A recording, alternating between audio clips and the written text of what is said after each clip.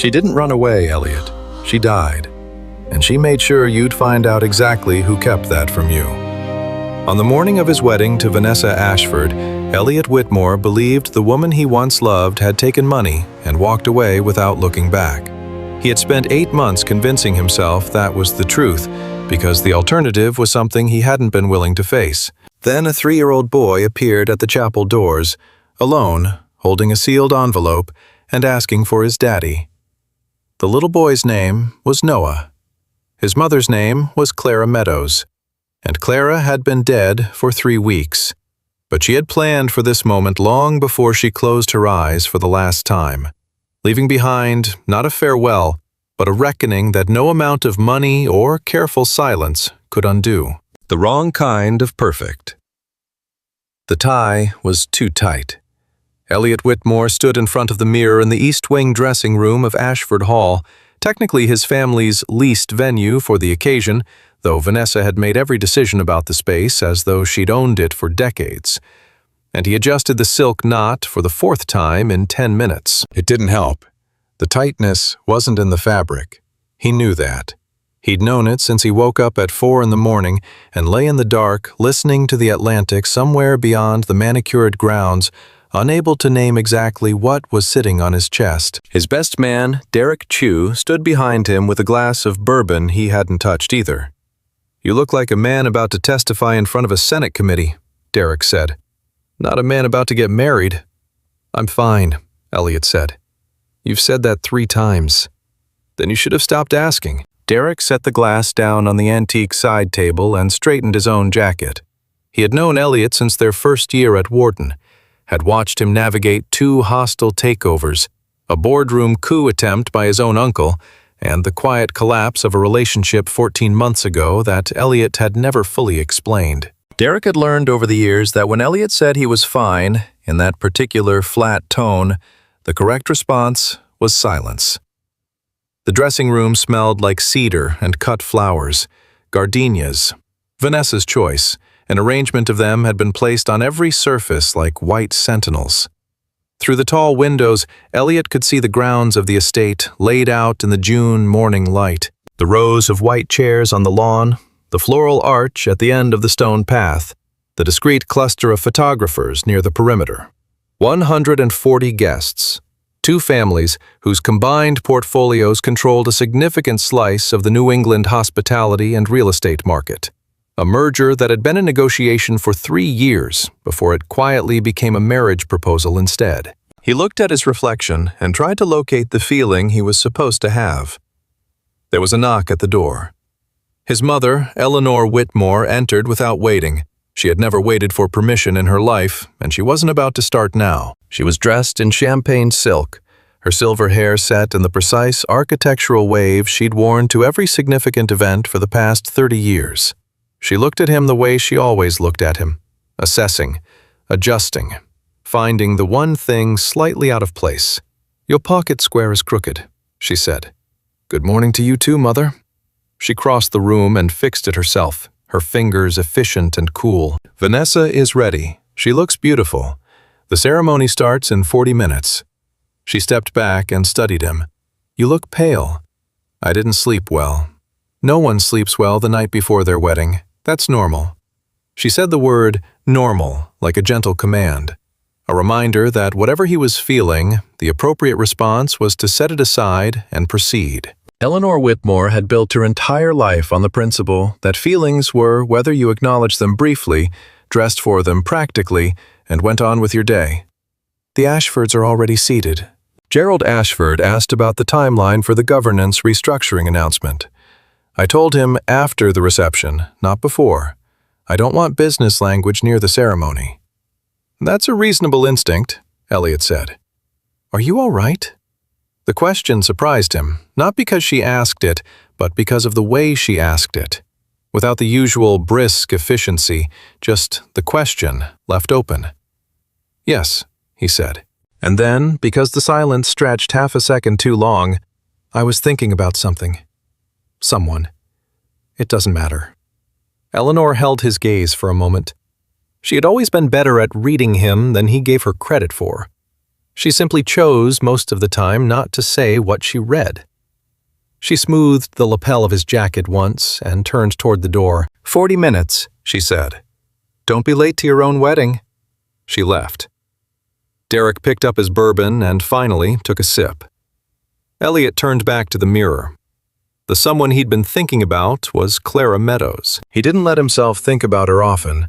He'd built a fairly disciplined wall around that particular territory over the past 8 months.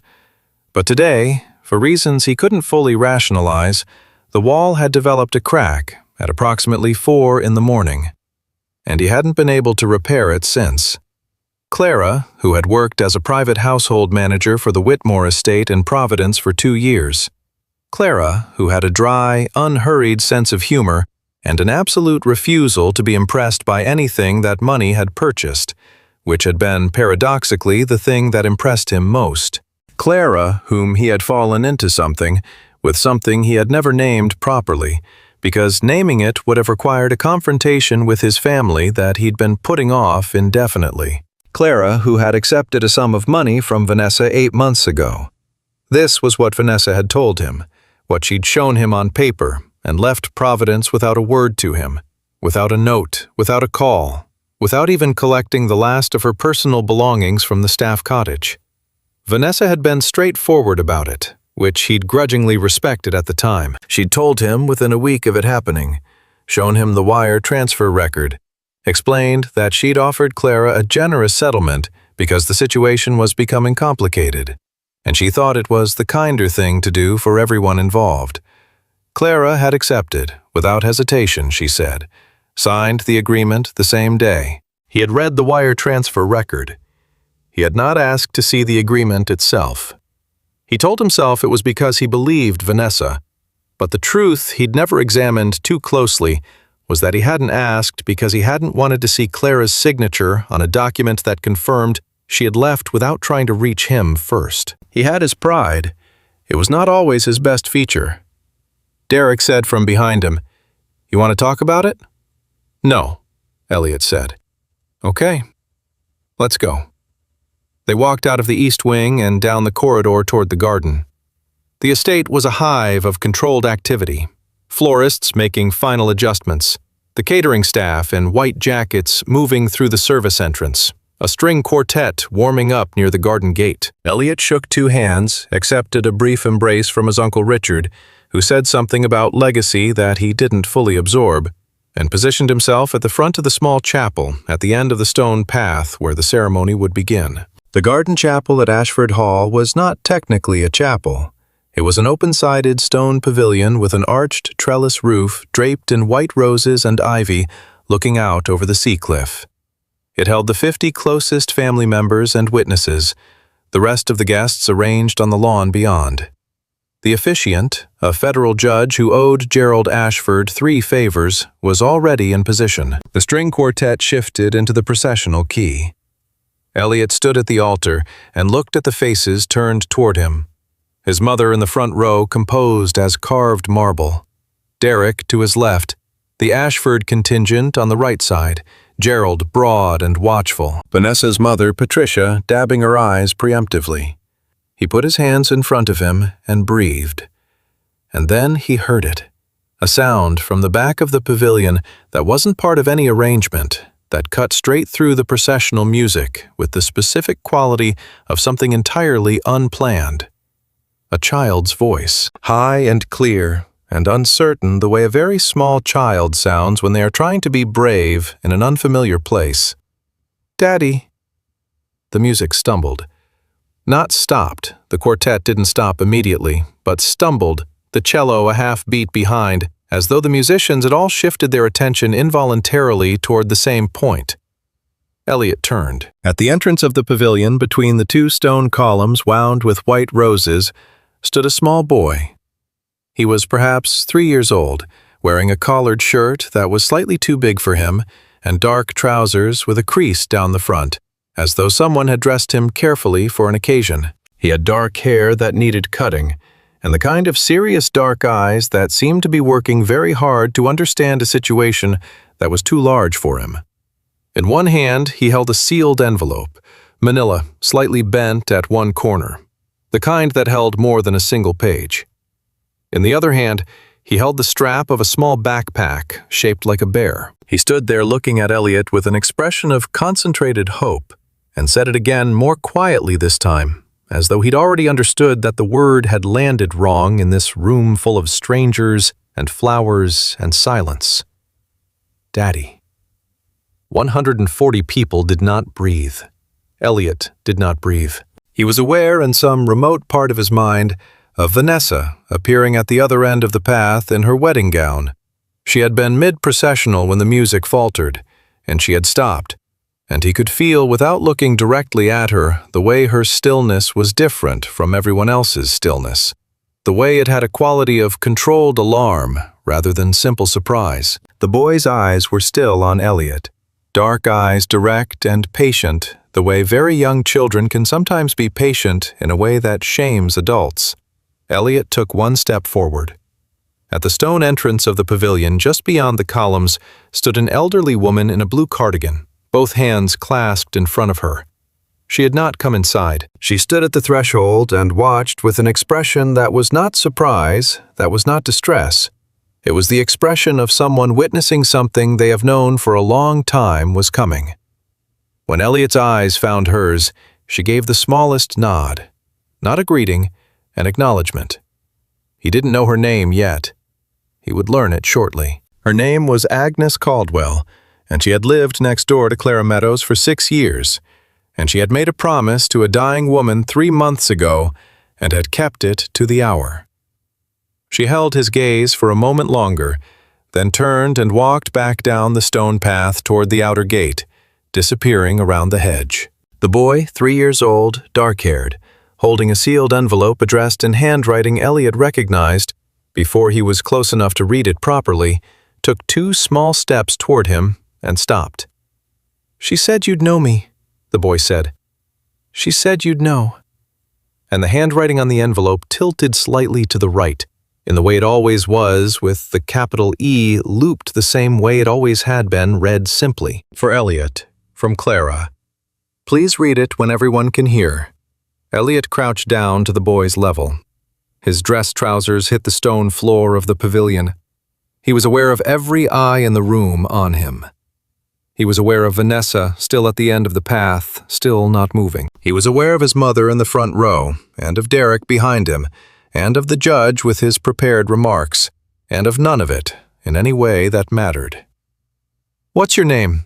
Elliot asked. His voice was steady. He didn't know how. The boy looked at him with those serious, dark eyes and said with complete confidence, "Noah. My name is Noah Meadows. Mama said I have your eyes." The string quartet had stopped entirely now. Someone in the audience coughed, a dry, nervous sound, and then the silence reasserted itself. The kind of silence that has weight and temperature that presses against the skin. Elliot stayed crouched at the boy's level. He was looking at Noah's face with the specific attention of a man trying to construct certainty out of insufficient data. And what he was finding piece by piece was not data at all. It was recognition. The angle of the jaw, the way Noah held his mouth closed when he was thinking, the exact shape of the brow which Elliot had seen in photographs of himself at that age, kept in a leather album in his mother's study. "Noah," he said. "How old are you?" Noah held up 3 fingers, then added a 4th part way, as though he was accounting for months. 3 and almost 4, he said. Elliot's heart did something arithmetic that he refused to let show on his face. 14 months ago, he had still been, they had still been. He stopped that calculation and filed it for later. "Where did you come from today, Noah?" he asked. "Mrs. Caldwell brought me," Noah said. "In her car.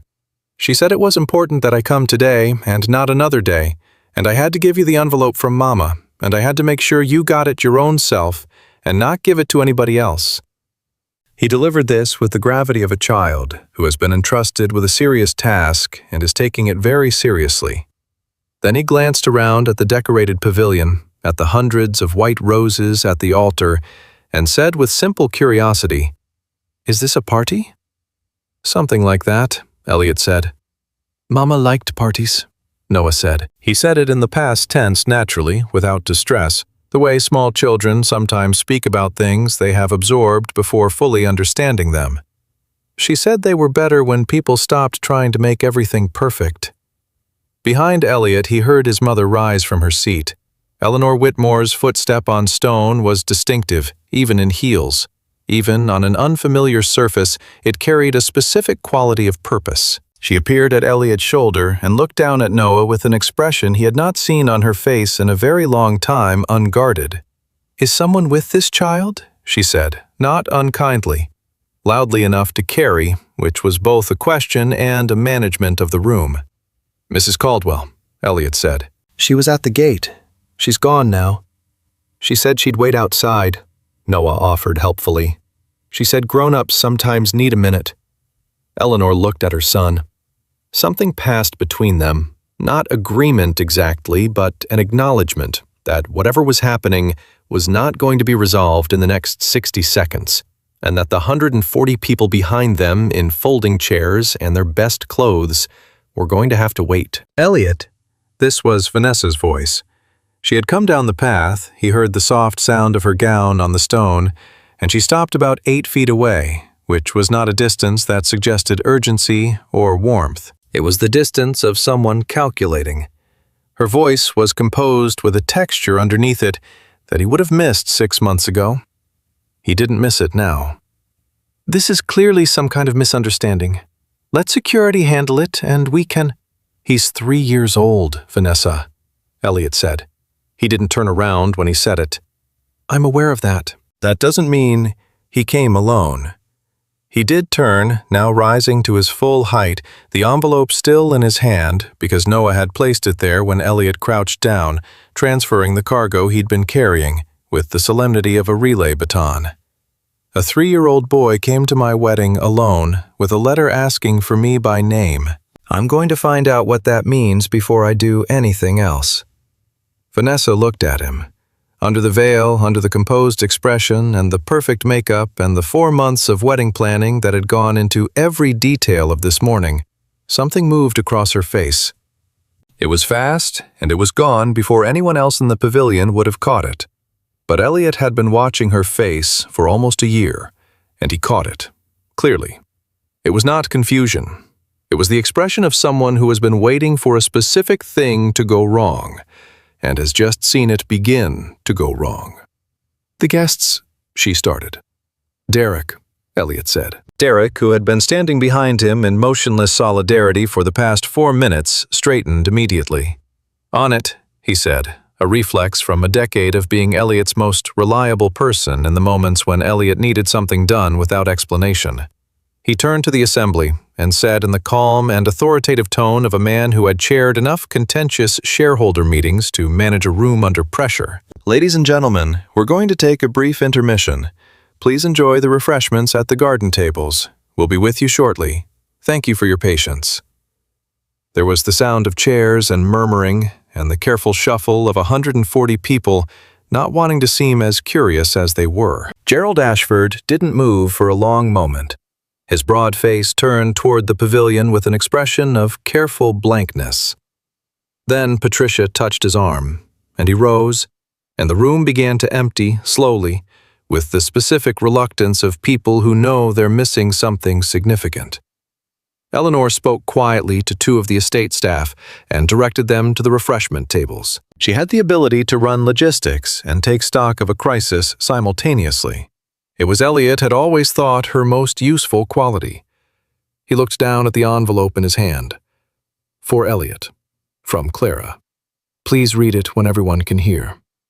He turned it over. The back was sealed with a strip of clear tape over the envelope flap. Not a wax seal, not a fancy closure, just careful tape. The way someone without resources, but with a great deal of intention, would seal something they needed to stay sealed until the right moment.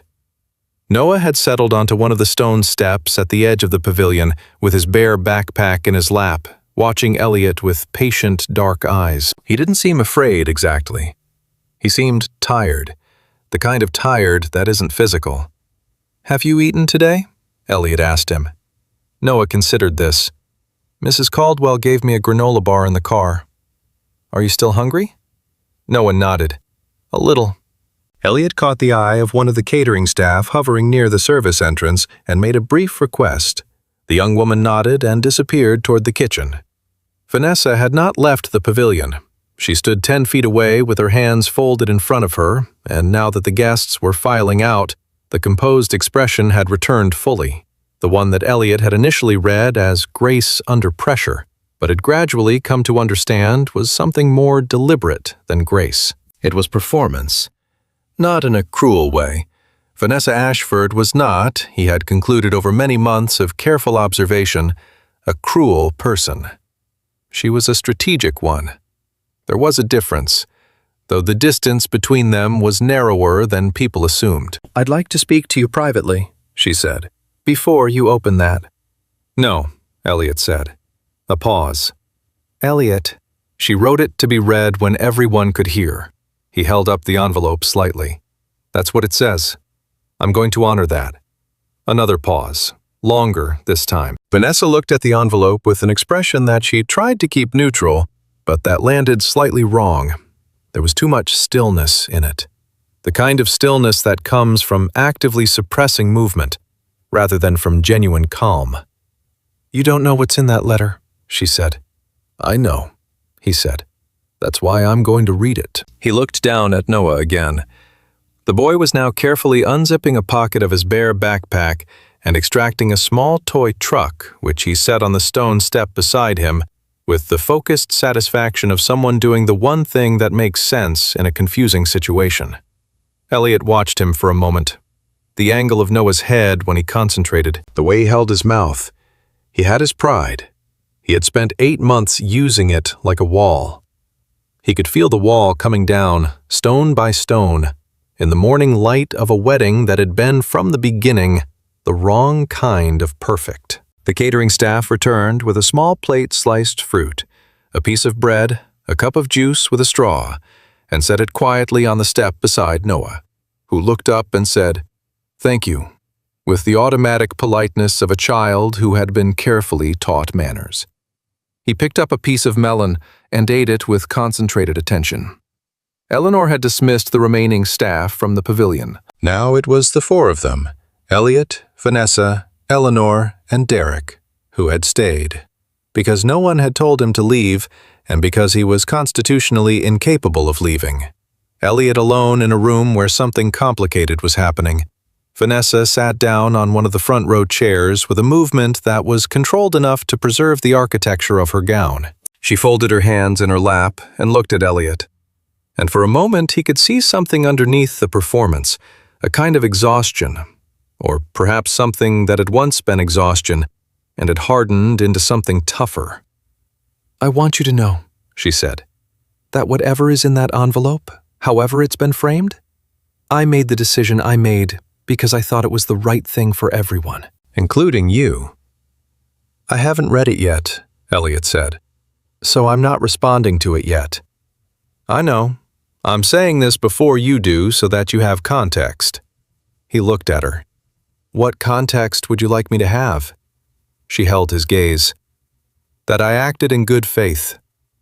The phrase sat between them like something with a specific weight. Elliot had heard Vanessa use it before in negotiations, in difficult conversations with vendors or partners who felt they'd been treated unfairly. It was a phrase that was technically compatible with having done something wrong, and he had always respected the precision of it, the way it created room without conceding ground. He respected it less at this moment. Noah finished his melon.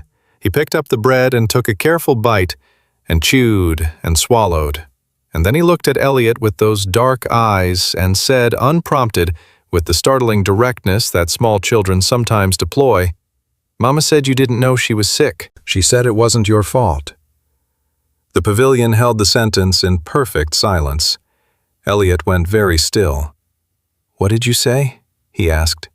His voice came out quieter than he intended. "Mama said you didn't know she was sick," Noah repeated, as patient as a child reciting something memorized. "She said that lots of times." When she was in the hospital and I came to visit, she said, some people don't tell you things because they love you and they're scared. And that doesn't make them bad people, just sad ones. He looked down at his bread. She cried when she said it. But she said it was okay to be sad sometimes. Elliot turned to Vanessa. She was still sitting with her hands folded in her lap, but the composure had changed quality. It was thinner now, maintaining its shape through effort rather than ease. She said, before he could speak, "I did not know the full extent of her condition when I approached her." "But you knew something," Elliot said. A pause, a very precise, very deliberate pause, which was its own kind of answer. "Elliot," Eleanor said. She hadn't spoken in several minutes. Her voice was careful in a way it rarely was. Her usual mode was certainty, and this was not certainty. It was something more cautious than that. "Perhaps this conversation should happen." "Here is fine," Elliot said. He looked at his mother, and he said it gently, because it was not his mother he was directing it toward. She had not done this thing, whatever this thing was, but he needed her to understand that he was not going to be moved from this room until he had the information he needed. "Here is fine, Mother." Eleanor looked at him for a long moment, then sat down in the front row, 2 seats away from Vanessa, with the posture of someone who has decided to bear witness. Derek, behind Elliot, sat on the edge of a stone planter and said nothing. Elliot looked at the envelope in his hand, at the handwriting he had recognized across a pavilion, at the instruction, "Please read it when everyone can hear," which he had taken initially to mean the guests, but which he now understood to mean something slightly different. Not an audience, witnesses. The specific people who needed to hear it in the same room without the opportunity to manage the information before anyone else could process it. Clara had always been precise. It was something he had loved about her, the way she thought through the details of a thing before she acted. He had loved it about her, and he had never told her so. And the envelope in his hand was beginning to feel like the specific weight of everything he had not said. "Daddy?" Noah said. Elliot looked down. The boy had set his bread back on the plate and was watching him with serious eyes. He had said the word simply, without the desperation of the first time. Not a question now, more like a quiet check-in, a small hand reaching across unfamiliar water. "I'm here," Elliot said. "I'm right here, Noah." The boy nodded and picked up his bread again. Elliot put the envelope carefully in his interior jacket pocket, close to his chest. He would read it. He would read it in front of the people who needed to hear it, which was Vanessa and his mother, and whoever else needed to understand what had happened in the 8 months he had spent building a wall out of his pride and calling it acceptance. But first, he needed to find Mrs. Caldwell. He needed to find her before she drove away in her car, because she had been the one who brought Noah here, and she had known to come today and not another day, and she had turned and walked away at exactly the moment the envelope changed hands, the movement of someone who has completed a task and knows the rest is not hers to manage. He needed her to tell him how long Clara had been sick, and where she had been, and whether she had been alone, and whether he pushed that thought down because it was too large for this moment, whether she had been alone at the end. He straightened his jacket. He looked at Derek. "Go to the outer gate," he said. "There's an older woman in a blue cardigan. Her name is Agnes Caldwell. Ask her to wait. Tell her I'll be there in 5 minutes." Derek was already moving. Elliot looked at Vanessa one more time. She was watching him with an expression that was no longer performing composure. It was simply wearing it, the way you wear something that's become too heavy, but you haven't found the moment to set it down. She had done something. He didn't know the full shape of it yet, but it was in the envelope in his jacket pocket, and it was in the careful way she had said, "I acted in good faith," and it was in the way she had known exactly what Noah was carrying without asking. "I'm going to speak to Mrs. Caldwell," he said.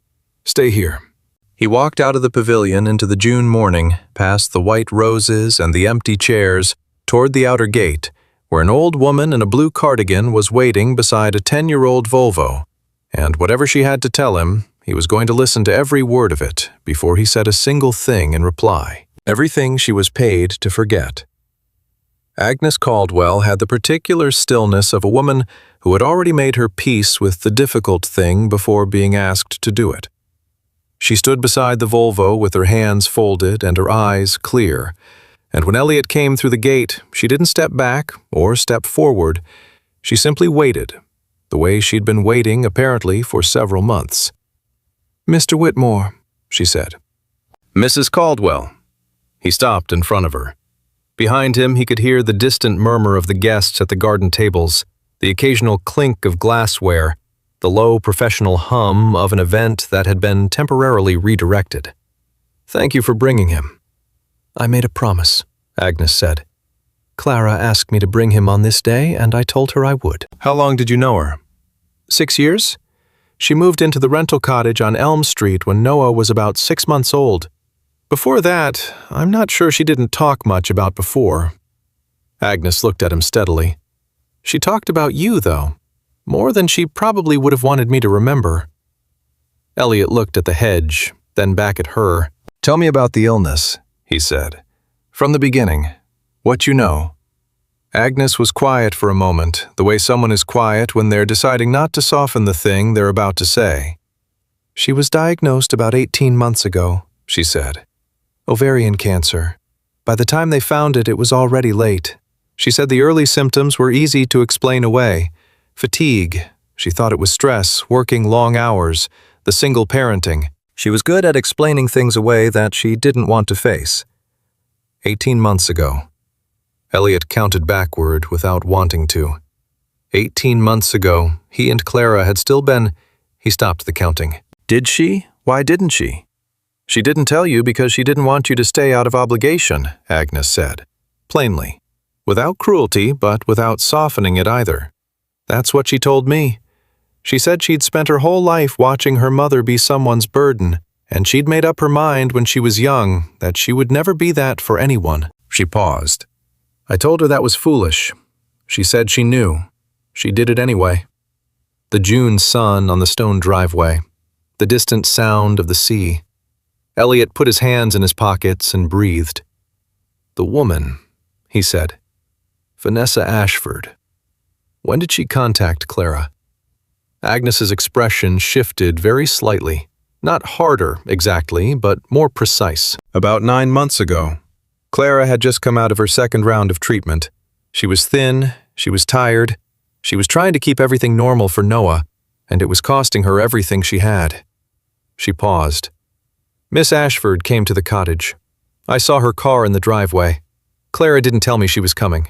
But afterward, Clara told me what was offered. Money, and a document to sign.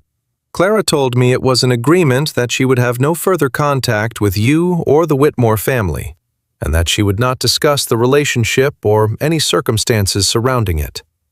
Agnes held his gaze without flinching. "Clara told me Miss Ashford mentioned in that conversation that she was aware Clara was undergoing treatment.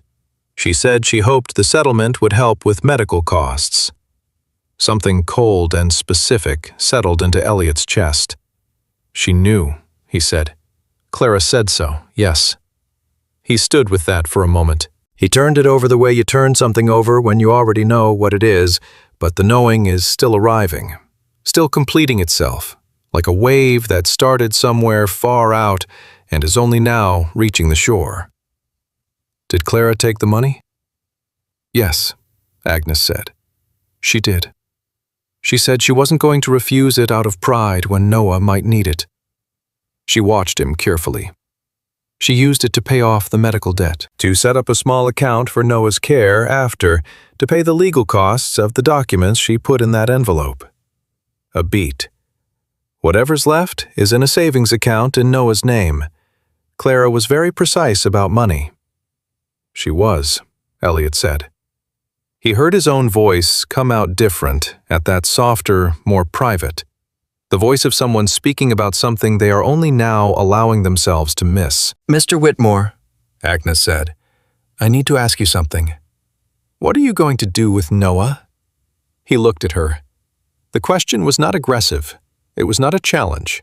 It was the question of a woman who had been a grandmother figure to a 3-year-old boy for 6 years and had just delivered him into uncertain territory and needed to know whether the territory was safe. "He's my son," Elliot said. "He is," Agnes said. She said it simply, as though confirming something they both already knew. Clara was quite sure of that. She had documentation made. "I know." He touched the front of his jacket where the envelope was. "I haven't read the letter yet, but I know." Agnes nodded. "She wanted you to read it when there were people present. She was worried." She paused carefully. "She was worried that if you read it alone first, you might try to manage it before anyone else knew. She said you were good at managing things, and that in this case, she needed you not to manage it, but to feel it." The accuracy of that hit him somewhere that had nothing to do with his intellect. "She knew me well," he said. "Yes," Agnes said. "She did." He thanked her and told her he would be in touch that day. There was a great deal to discuss about Noah's routine, about the arrangements Clara had made about the immediate next steps. Agnes gave him her phone number written on a card she'd clearly prepared in advance, which was exactly the kind of practical foresight that reminded him painfully of Clara. He put the card in his pocket beside the envelope. He walked back through the gate. Derek was waiting just inside. One look at Elliot's face and he fell into step beside him without comment. "The guests," Elliot said. "Held," Derek said. "I told the catering manager to extend the champagne service. No one's going anywhere, they're too curious." "What's Vanessa doing?" Derek was quiet for exactly 1 beat too long. "She had a conversation with her father," he said. "I didn't hear it. They went to the side of the pavilion."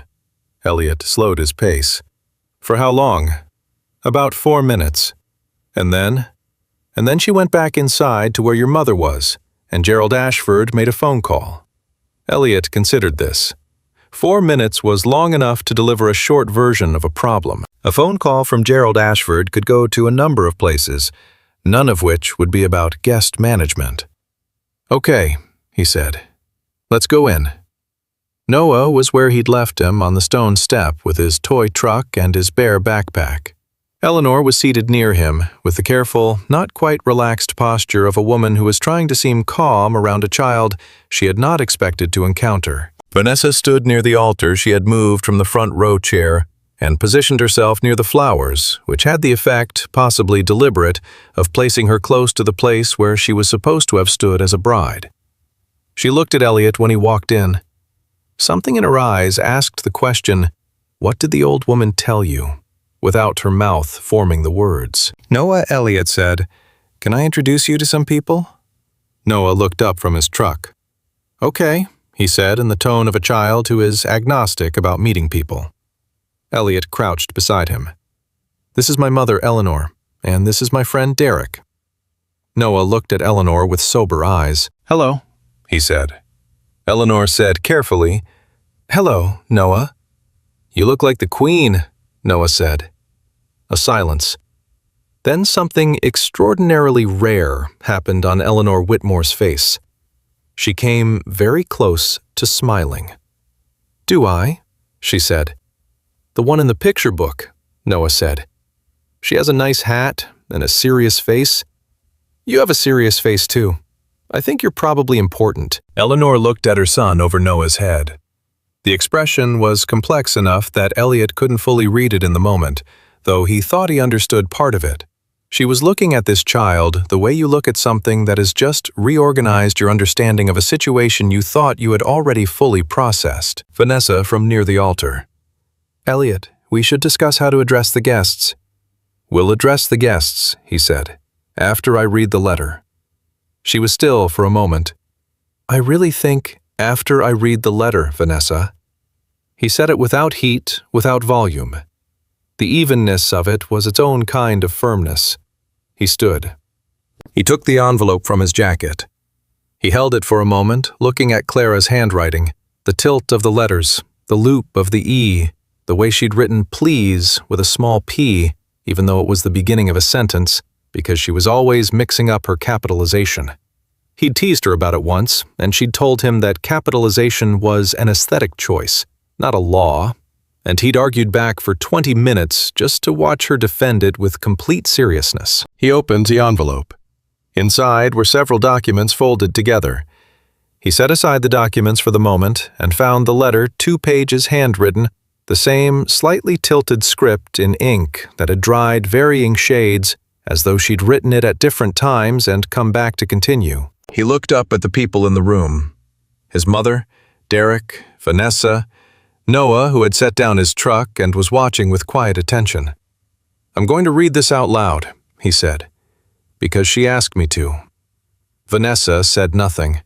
Her hands folded in front of her tightened. He looked down at the first page and he read, "Dear Elliot, if you're reading this, then Mrs. Caldwell kept her promise and Noah found you, and I'm not there.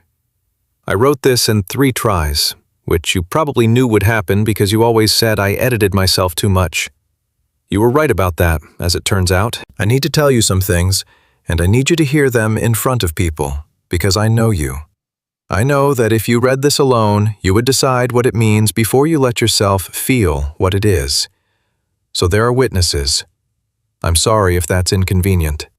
I'm slightly less sorry than I probably should be." The voice he was reading in his head was so precisely hers, the dry, unhurried rhythm, the apology that wasn't quite an apology, that he had to stop for a moment. One beat. He cleared his throat and continued. "I was diagnosed 18 months ago. I chose not to tell you, and I am prepared to be argued with about that choice, even though I won't be there for the argument, which is a strategic advantage I have finally achieved over you. I didn't tell you because I was afraid. Not of the illness. I made a kind of peace with, that slower than I would have liked, but I got there. I was afraid that you would stay, and that you would stay the way people stay when someone is sick, out of duty and out of love tangled together in a way that neither person can fully separate, and I wouldn't have been able to tell the difference. I think I needed you to have the choice freely, and I didn't know how to give you that while also telling you the truth. I know that was its own kind of unfairness. I've thought about it a lot. I don't have a better answer. What I do have is Noah." He paused on that line.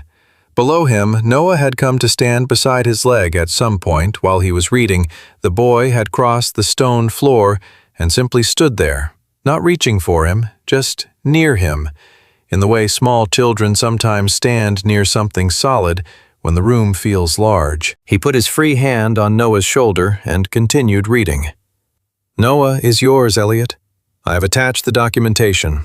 I had it done properly through a lab months ago because I needed it to exist in a form that couldn't be argued with. He is 3 years old. He likes trucks and birds and mango and the color orange, which I find alarming, but I've come to respect. He is, in my absolutely unbiased opinion, extraordinary. He has your stubbornness and my ability to find the small, right thing to say at exactly the wrong moment, which is a combination that I hope you find more endearing in him than you sometimes did in me. I am asking you to be his father. I am not asking you to do it because you owe it to me or because I am making you feel guilty. Although if you feel some guilt, I won't pretend that's entirely unjust, because you had a habit of going quiet when things were hard, and I needed you to not go quiet, and I never told you that clearly enough. But that is not why I'm asking. I'm asking because he is yours, and because I have watched him for 3 years and I know who he is, and he deserves to have someone who will tell him when he's being stubborn in a way I can recognize. There is one more thing. In this envelope, you will find a copy of a document I signed 9 months ago. I want you to read it carefully, particularly the section on page 2, the paragraph that begins with, "The party of the first part acknowledges." I want you to see what it says, and I want the people in the room with you to see it too, because I think it explains some things. I signed it. I'm not pretending I didn't, but I want you to understand the full context of what you're looking at before you decide what it means. I loved you. I'm not very good at saying that simply, as you may recall, so I'm practicing. I loved you. I hope that has some value, even now. Take care of our son. Clara Elliot lowered the pages. The pavilion was very quiet. Outside, the sound of the sea. The string quartet, somewhere on the other side of the hedge, had begun playing something soft and without occasion. Not the processional, just music filling the silence. The way music does when no one knows what else to do. Eleanor Whitmore had her hands folded tightly in her lap. Her face was doing something that Eleanor's face almost never did, which was show plainly what was happening inside it. Derek was looking at the floor. Noah stood beside Elliot's leg and waited. Vanessa had not moved from her position near the altar. She was looking at Elliot with an expression that was no longer composed exactly. It was something past composure. Something that had held its shape past the point it was designed to hold and was beginning to show the effort of the holding. Elliot reached into the envelope and found the document. He unfolded it. He turned to page 2. He found the paragraph that began, "The party of the first part acknowledges," and he read it to himself, first in full, before he read it aloud. And then he looked at Vanessa Ashford across the stone floor of the pavilion where they were supposed to have been married 45 minutes ago, and he began to read the relevant paragraph aloud, clearly, for the witnesses in the room. What the paragraph said in careful legal language was this: that the party of the first part, identified as Vanessa Christine Ashford, acknowledged that she had been made aware, through medical records shared voluntarily by the party of the second part, Clara Grace Meadows, that said party of the second part was currently undergoing treatment for a stage 3 malignant ovarian condition, and that the settlement offered was intended in part to address medical expenses associated with said condition. The paragraph further stated that both parties agreed to maintain confidentiality regarding both the settlement and the circumstances of said medical condition. The room held that language in the same way it had held Clara's letter, completely in full silence, giving it the space to mean what it meant. Vanessa was the first to speak. "The medical disclosure in that paragraph was something Clara volunteered," she said. Her voice was controlled, but the control was visible now, like the ribs of a structure showing through its skin. "I didn't solicit it. I didn't seek out her medical history.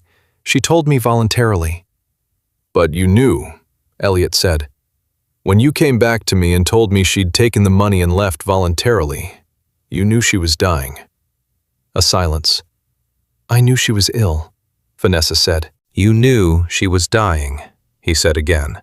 Not louder, just clearly. She pressed her lips together. Then she said, "I acted in the way I thought was best for—" "Don't say good faith again," he said. He said it quietly. "Please do not say that again." Noah, still beside his leg, looked up at him. "Are you angry?" he asked. Elliot looked down at him. The boy's face was curious, not afraid. He had the frank, open quality of a child who had been told enough truth about the world to not be undone by complicated adult feelings. "Yes," Elliot said honestly, "but not at you." Noah nodded, apparently satisfied with this, and went back to his truck. Elliot looked at his mother. She was looking at the document in his hands, then at Vanessa, then back at him. Eleanor Whitmore had built her life on the principle that feelings were weather. But the weather in the room right now was the kind that required structural assessment, not an umbrella. And she was above all things a practical woman. "I think," Eleanor said carefully, "we need to speak to the guests. What the living chose not to see." Derek addressed the guests. He did it with the practiced authority of someone who had spent a decade managing Elliot's complicated public calendar and knew how to stand in front of a room and deliver unwelcome information without causing a stampede. He walked to the center of the garden, where 140 people had been standing for 40 minutes with champagne flutes and careful expressions, and he said simply that the ceremony had been indefinitely postponed, and that the catering staff would begin serving lunch, and that Mr. Whitmore was grateful for their patience and would be in touch directly. He said nothing about the child. He said nothing about the letter. He said nothing that wasn't absolutely necessary. Gerald Ashford was the first person to approach Derek afterward, Elliot, watching from the pavilion doorway with Noah's hand in his, saw the conversation last approximately 90 seconds, Gerald's body language suggesting a series of rapid questions, Derek's body language suggesting an impenetrable wall of polite deflection. Eventually, Gerald turned away and made the second phone call Elliot had clocked from him this morning. Whatever family network Vanessa had activated in that 4-minute conversation, the machinery was now running. Inside the pavilion, Vanessa had asked to speak to Elliot privately. He had said yes, briefly, because there were things he needed from her directly. Not confrontation, not yet, but information. The specific shape of what she had done. And because Noah was currently occupied with Derek, who had sat down on the stone step and was apparently learning more about toy trucks than he had ever expected to know. They stood in the corner of the pavilion farthest from the entrance near the altar flowers. "How much did you know about her condition when you approached her?" he asked. "I told you she disclosed it voluntarily. I'm not asking about the disclosure.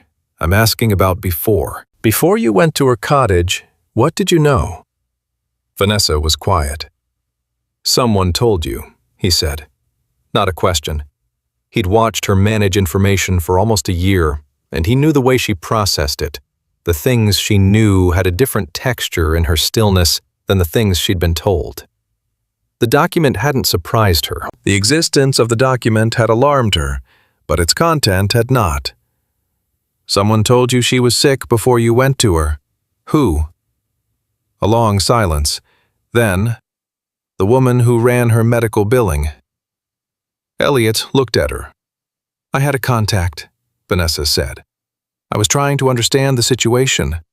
I needed to know how complicated it was going to be." She said the last sentence with the specific flatness of someone reciting a rationalization they've had a long time to construct but still don't fully believe.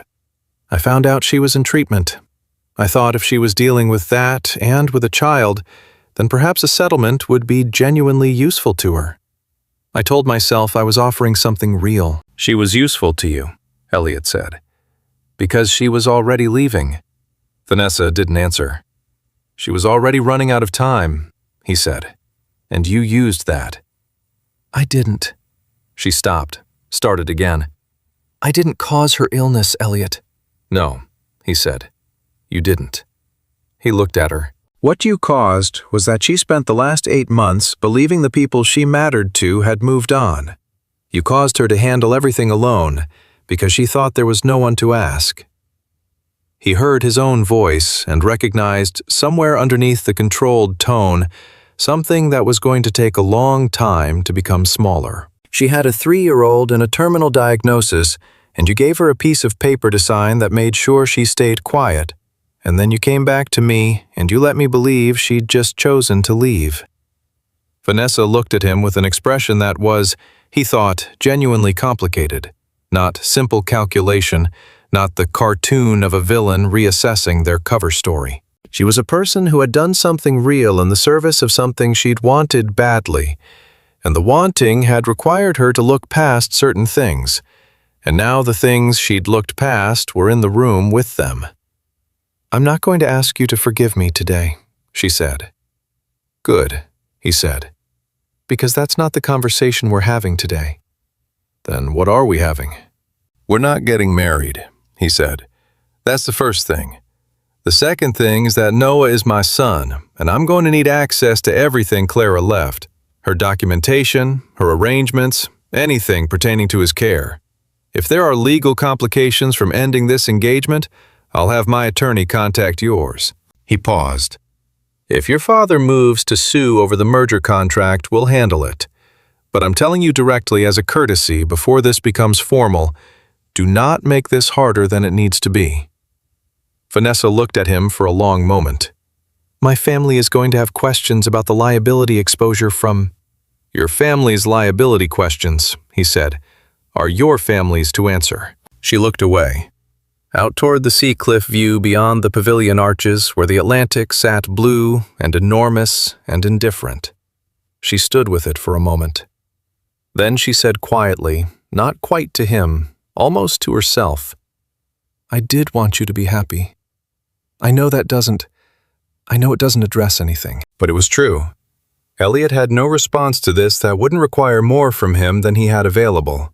So he said nothing, which was perhaps, he thought, the most honest thing he had offered her all morning. He walked back to where Noah and Derek were sitting. Noah had apparently given Derek a full tutorial on the various capabilities of the toy truck, its cargo capacity, the mechanism of its tiny tipping bed, the question of whether it could be taken to a hypothetical beach, and if so, would the wheels work in sand? Derek was engaging with this with what appeared to be genuine interest, or at least a very convincing performance of it. Derek, Elliot said. Derek looked up, read Elliot's face with a speed and accuracy born of long practice. "I'll make the calls," he said. He handed the truck back to Noah with careful respect. "Nice truck," he told the boy seriously. "Thank you," Noah said. "It belonged to Mama's friend, but he said I could have it." Derek stood and moved toward the garden phone already in hand. Elliot sat down on the step beside Noah. The boy turned to look at him with those frank, dark eyes. "Are we going home now?" Noah asked. Elliot paused. "Where do you usually stay?" "Mrs. Caldwell's. But she said after today I might go somewhere else for a while." Noah considered his truck. "She said I should be brave and ask what I needed." Elliot thought about a woman in a rental cottage on Elm Street teaching a 3-year-old to ask for what he needed. He thought about what it cost her to teach that, when she was also learning that she would not be there for him indefinitely. "I have a house," Elliot said, "in Providence." "Have you been to Providence?" "Mama said it's near the water," Noah said. "It is, the bay." "Do you have a yard?" "A large one." Noah nodded with the pragmatic approval of someone adding this to a list of relevant information. "I like yards," he said. "Good. Will there be birds?" "There are often birds. I don't control that specifically, but historically, yes." Noah seemed to find this satisfactory. He set his truck down on the step beside him and leaned very slightly against Elliot's arm. Not a hug, not a demand, just a small, warm weight against his sleeve, the way a child leans when they are tired and have decided provisionally that a particular person is safe. Elliot sat very still and did not move, and breathed. Eleanor appeared in the pavilion entrance. She looked at them, her son and this small boy on the stone step, and stood there for a moment that was longer than Eleanor usually allowed herself. Then she walked over and sat on Elliot's other side, and she was quiet, which was also unusual. And they sat for a while in the pavilion, with the June light coming through the arch and the sound of the sea below the cliff. After a while, Eleanor said, "She was very precise, this girl." "She was," Elliot said. "The documentation, the timing, the instruction about witnesses." Eleanor paused. "She put a great deal of thought into something most people would have spent their energy fighting instead." "She wasn't most people." A silence. "No," Eleanor said. "Evidently not." From inside the pavilion, Elliot could hear Vanessa on her phone in the far corner, talking quietly with someone. From the garden, the sound of the guests beginning to disperse. Cars on the drive, the low sound of goodbyes. Derek would have told the staff what was needed. The machinery of a family event being carefully wound down. Noah had fallen asleep against Elliot's arm. He had done it the way children fall asleep when they have been managing more than they understood for a long time, and the body has finally decided it's allowed to stop. Suddenly, completely, with his head tilted sideways onto Elliot's arm, and his mouth slightly open, and his toy truck held loosely in one hand. Elliot looked at him. He thought about Clara writing the letter in 3 drafts. He thought about her choosing the word please with a small p, which she always did on a letter she'd written knowing she wouldn't be there to explain it. He thought about the precise, unhurried way she'd organized everything. The documentation, the instructions to Agnes, the timing, the instruction that he should read it when people were present. Organized it the way she organized everything, carefully, without drama, getting all the details right. He thought about her doing all of that, alone. His pride had built a wall. She had built a future for their son from behind that wall, and she had done it without asking him for anything except this to show up. After. when she couldn't be there herself. "Mother?" he said. "Yes," Eleanor said.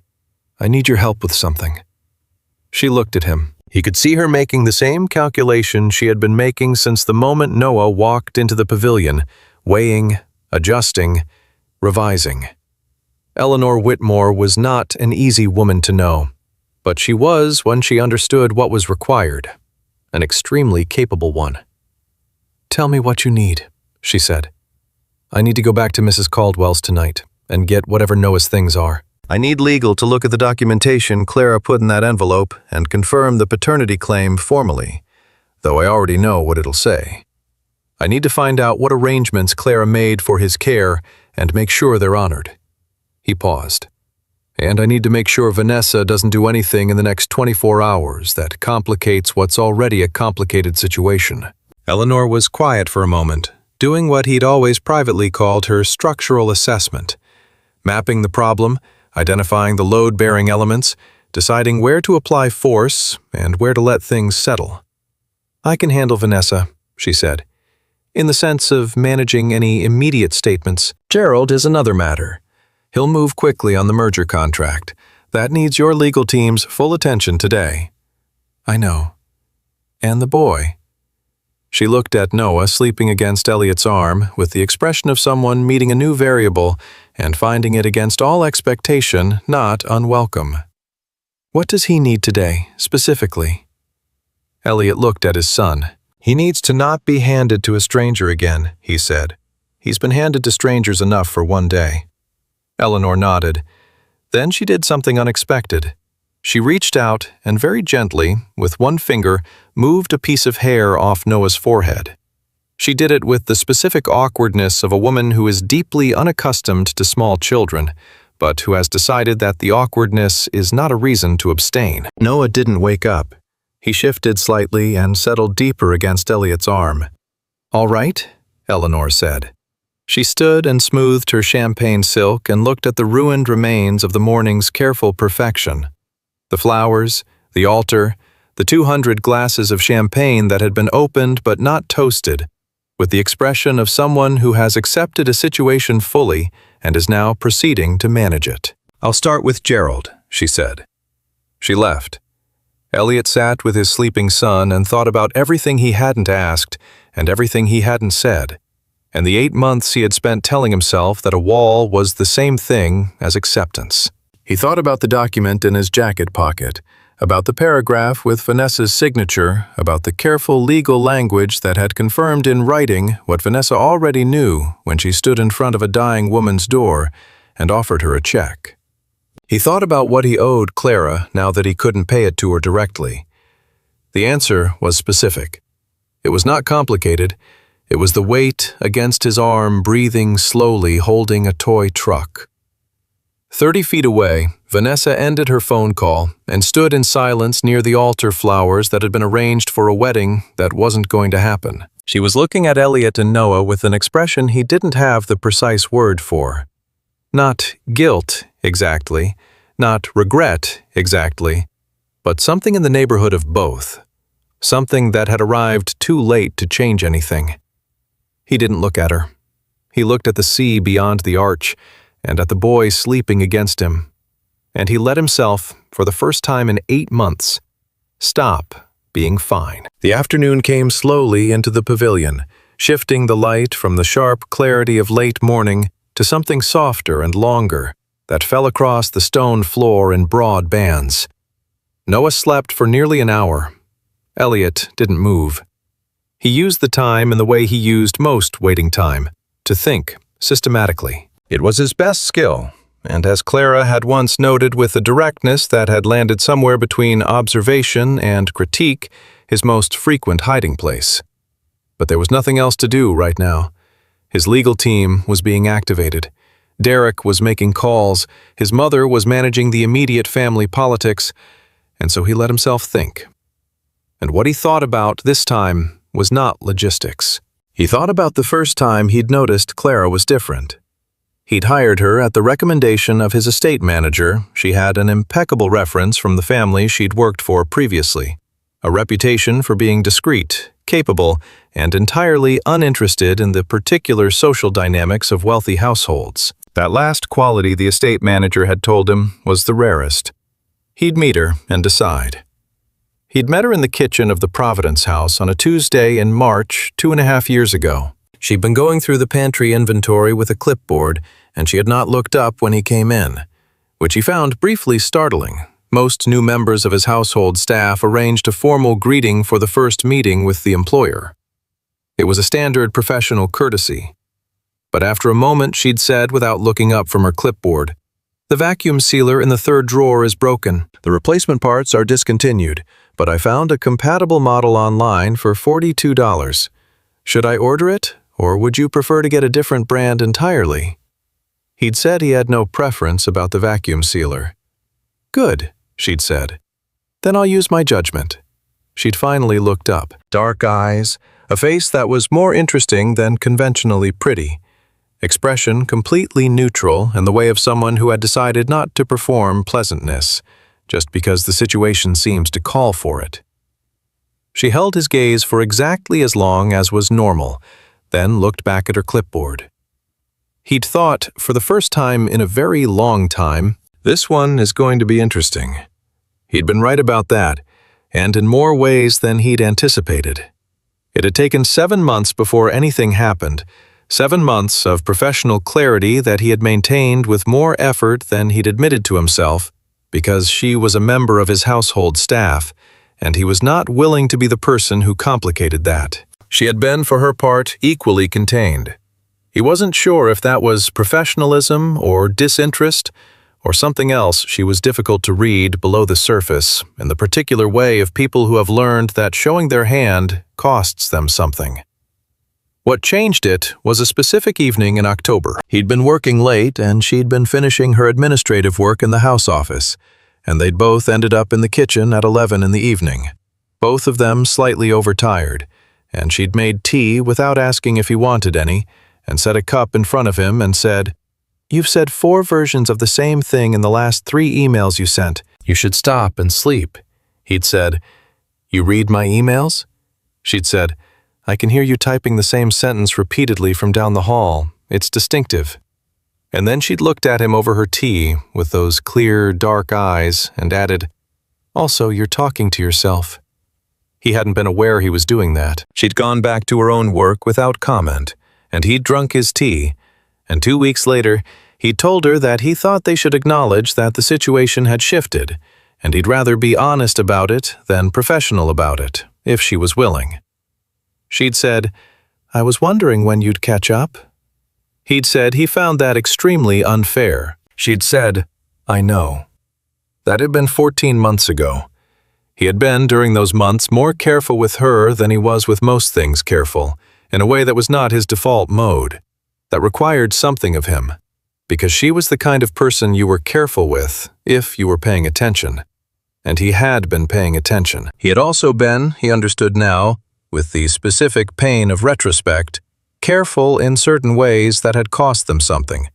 He had been careful about his family's disapproval. He had been careful about timing. He had been careful, in the particular way of people who are afraid of losing something, not to hold it too tightly. And he had mistaken that carefulness for wisdom, when what it actually was in the end was the same quality he'd accused Vanessa of, looking past certain things because he'd wanted something else more. He had wanted the path of least resistance with his family, and he had let that want dictate when he showed up for her, and when he went quiet. And she had been sick, and she had known she was sick, and she had not told him. Partly, he now understood because of who she was, and how she'd grown up, and what she'd promised herself about not being someone's burden. But partly, he was honest enough to know this, sitting here in the June light, with their son asleep against his arm, partly because she'd already learned that when things were hard, he went quiet. She'd protected herself from having to watch him go quiet again when the stakes were highest. That was the part he was going to have to sit with for a long time. Noah stirred. He opened his eyes, looked around the pavilion with the disoriented blink of a child coming out of a deep sleep, then located Elliot and settled. Elliot watched the process, the confusion, the search, the small release of tension when he found the anchor. "Was I asleep?" Noah asked. "Yes," Elliot said. "Okay," Noah said. He yawned, covering his mouth the way he'd been taught to.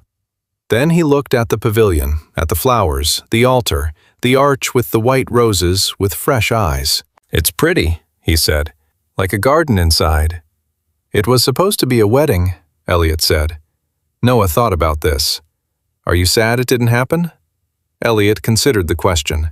From any adult, it would have been complicated terrain. From a 3-year-old who had just woken up from a nap and was asking with genuine curiosity, unencumbered by social calculation, it was simply a question. "No," he said. "I don't think I am." Noah nodded. "Mama said sometimes things not happening is the right thing happening." He reached for his truck. "She said that about the rainy days when we couldn't go to the park." "Your mama was smart, very smart," Noah agreed with the decisive confidence of a person stating an established fact. Elliot spent the next hour making the phone calls that needed to happen.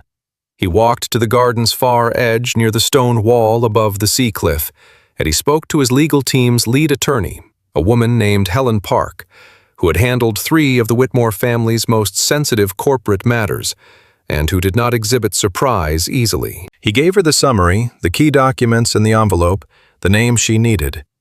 She was quiet for a moment, and then said, "The paragraph with her signature on the medical disclosure is it witnessed?" He checked the document again. "Notarized." He heard Helen breathing.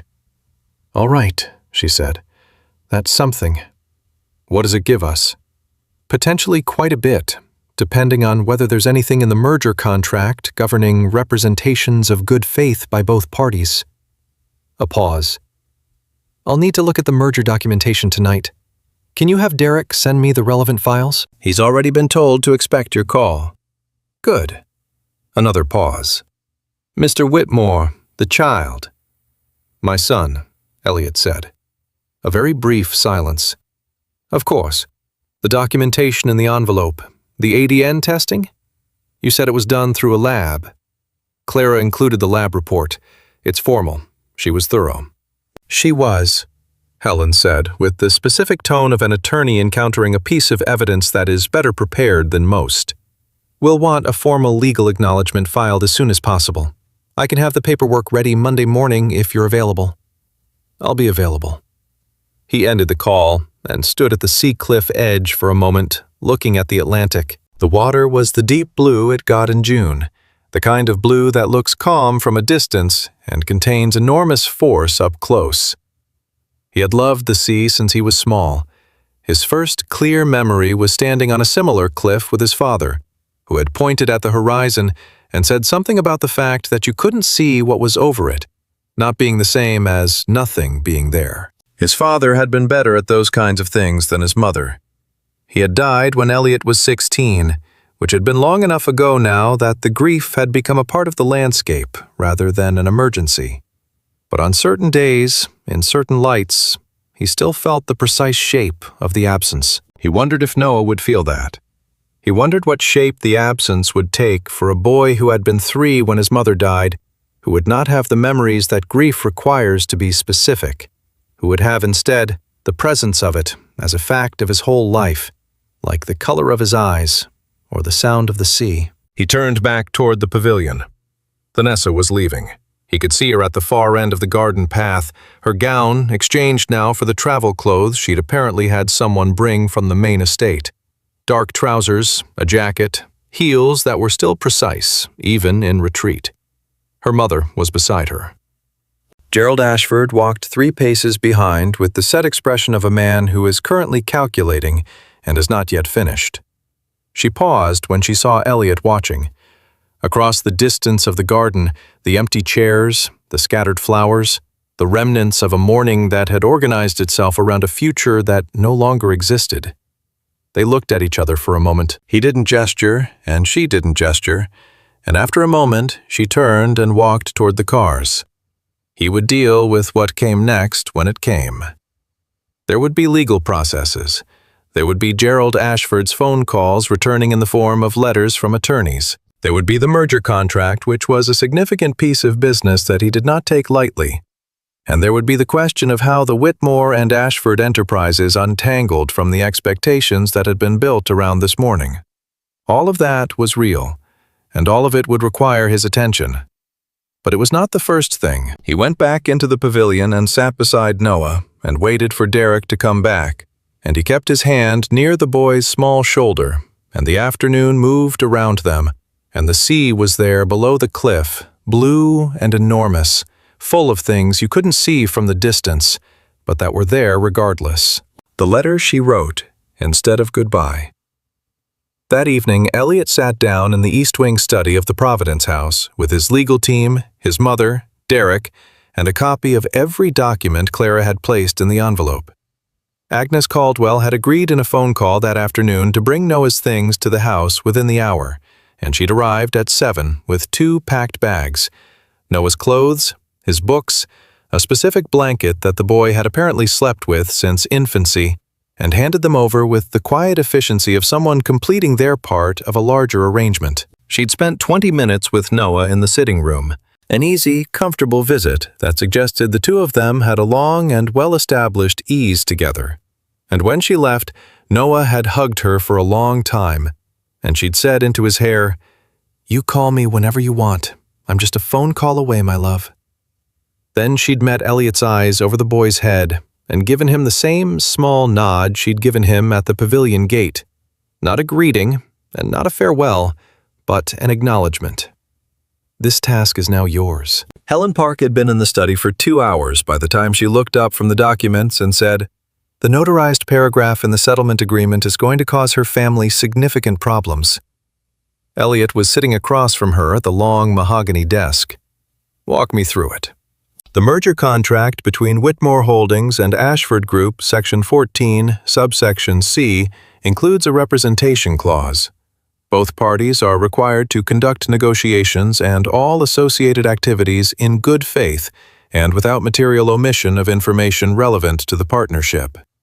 Helen turned the document toward him and indicated the relevant clause. "The settlement agreement Vanessa signed, which contains her acknowledgement that she knew Clara was in treatment for a terminal condition, that's a material omission from the standpoint that she was simultaneously presenting herself and the Ashford family as suitable merger partners, while actively managing a situation that, if disclosed, could have materially affected your willingness to proceed."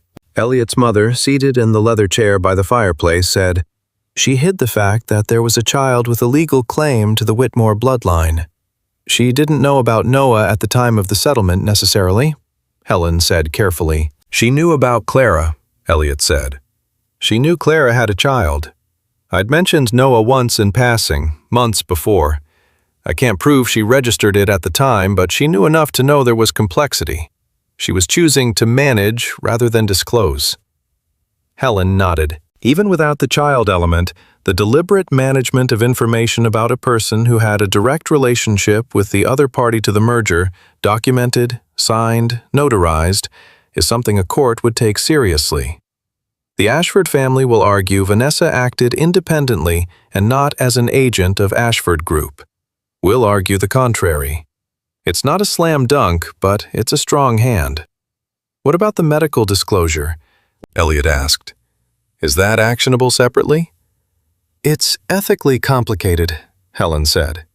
"She didn't cause the illness. She didn't prevent Clara from getting treatment. What she did was use knowledge of a woman's terminal illness as a factor in determining the optimal moment to approach her with a settlement offer.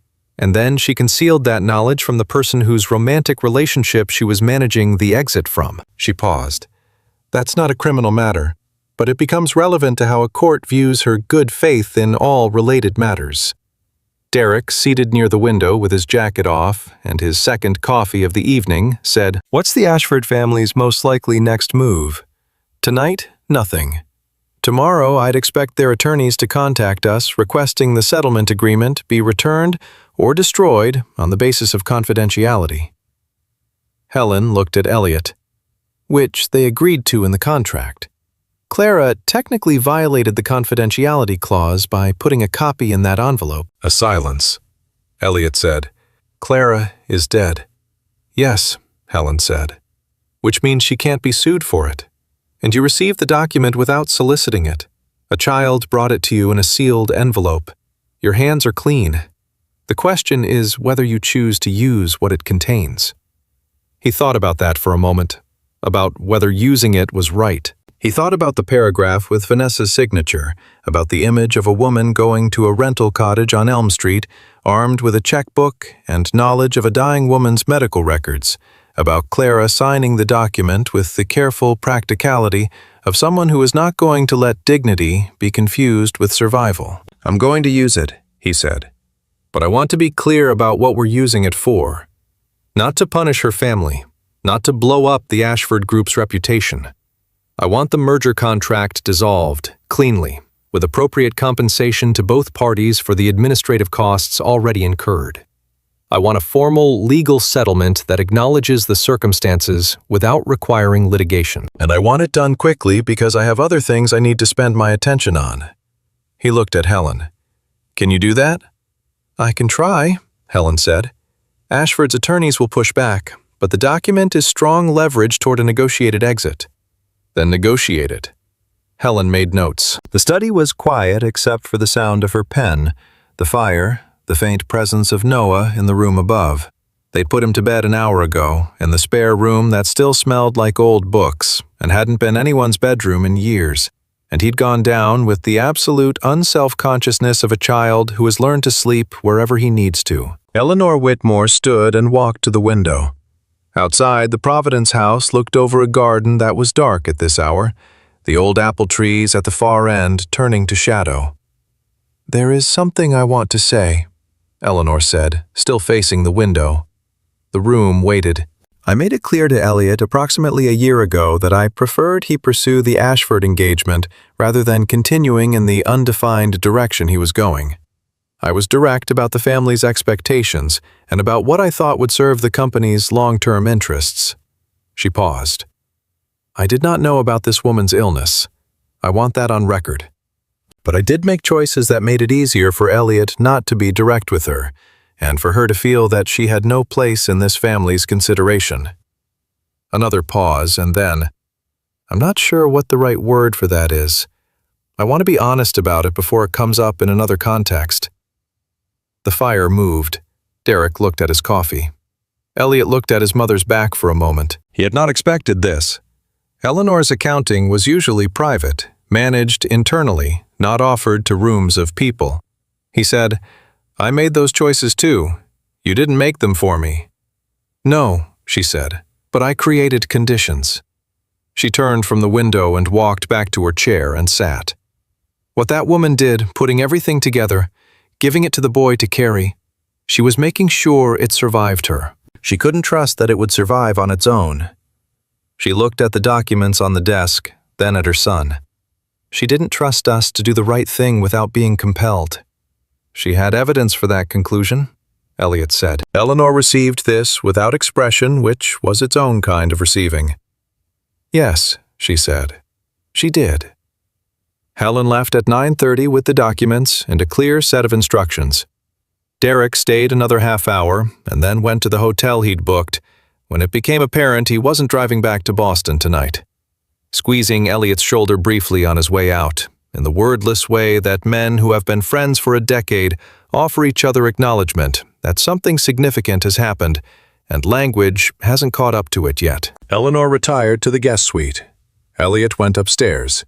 He looked in on Noah first, pushed the door open quietly and stood in the doorway. The boy was on his side, the specific blanket Agnes had brought pulled up to his chin, the bare backpack sitting on the floor beside the bed where he'd placed it himself before getting in. His breathing was the deep, even rhythm of a child in absolute sleep, the kind that looks like the child has made a formal commitment to unconsciousness.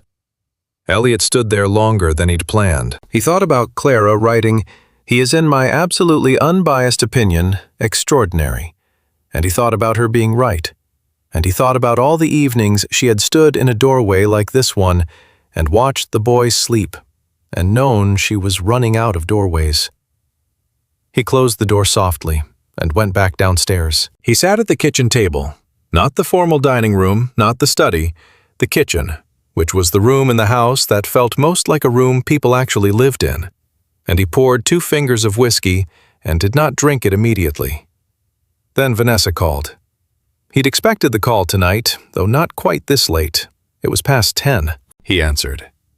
"I need to say something," Vanessa said, "before the attorneys take over everything tomorrow and it becomes impossible to say it." "Go ahead," he said. "When I went to Clara, I told you I was acting in good faith.